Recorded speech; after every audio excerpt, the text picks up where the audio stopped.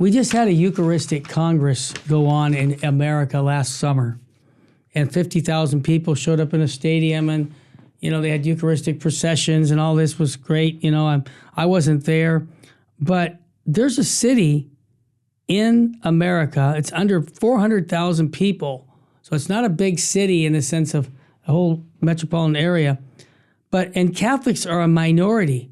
They only have 100,000 Catholics, and they're doing something that isn't being done in other dioceses.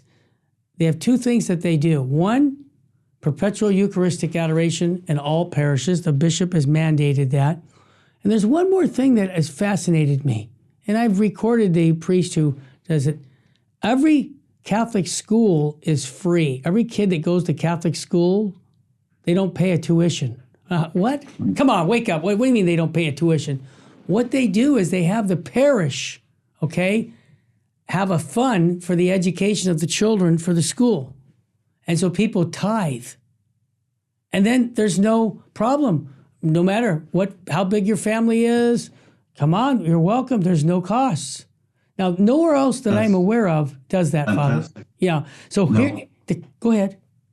I'll just tell you this. When I went to grade school, we keep talking about the good old days, right? Yeah. When I went to St. Augustine's grade school, grammar school it was called then, the tuition was $15 a year.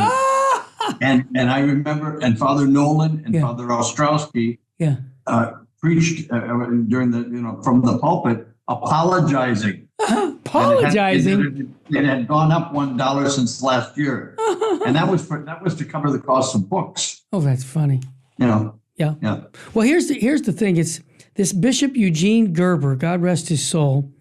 He spoke about the history and the importance of Eucharistic adoration in his diocese. Bishop Olmsted was there for years, carried it on. They're still doing it. He explains this. There's no better way to connect with people with Christ than the Eucharist and Eucharistic adoration. And he's promoted this devotion by asking people to come and invest spending time with our Lord as part of their stewardship. Stewardship, you always think of finances, don't you? But what about the stewardship of prayer and adoration? So he's taken it to another step. And Sandy, who I know in Wichita, because she come to the family conference for years, she was one of those coordinators back in the 80s when Bishop Gerber told that every pastor should be we have to mandate perpetual adoration. And he used canon 387, stating that bishops, to give an example of their holiness, is the principal dispenser of the mysteries of God. He is to seek in every way to promote the holiness of Christ's faithful. Yeah, that's right. The bishop needs to require adoration in every parish, is what Sandy said. Now, other adoration coordinators talked about how they would bring a priest in. I know Father Martin Lucia, who opened up over 1,200 parishes for perpetual adoration in the 1980s, and he did that in Wichita because he told me he did that. But then he has to run around to do other states. And so what the bishop did is he got the local lay people involved in setting up hours, putting out now here's how we coordinate everybody to cover Eucharistic adoration 24 hours a day, 7 days a week, 168 hours. I remember those forms. We all signed up. At my parish in West Covina back in 1983, we had 1,250 people sign up after his talk on Eucharistic adoration. Now, Father Murr, we have problems right now where people don't even believe in the real presence. Most Catholics don't. But it seems to me that what they're doing in Wichita needs to be copied in other areas of the world to bring people to Christ. What is your thoughts about this? Yeah, well, absolutely. I mean, look, do you think is it possible for people to fall out of love? Of course. It happens all the time. Of course it is.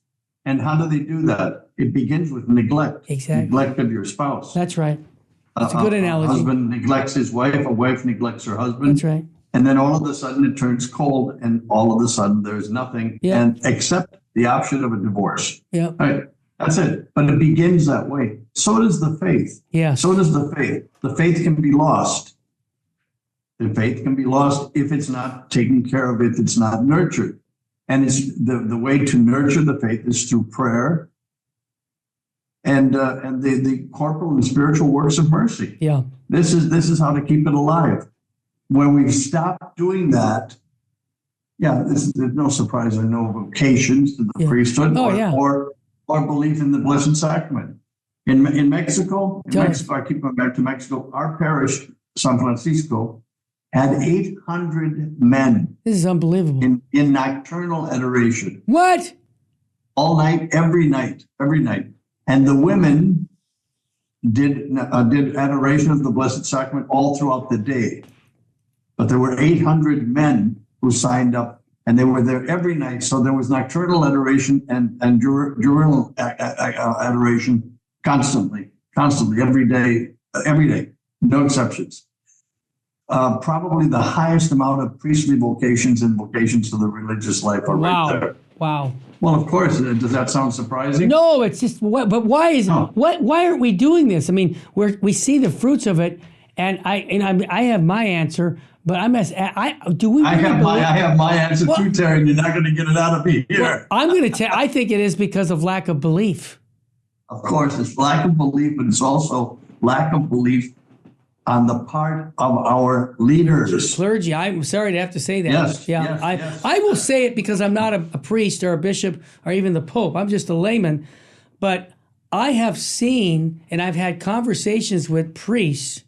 This is shocking. I never told you this story, but this was a story at my kitchen table. We had a priest who was visiting our parish, and my wife, we would invite priests over for dinner and get to know them and pray for them and, let them feel like they're welcome to the parish. Well, this was just a visiting priest.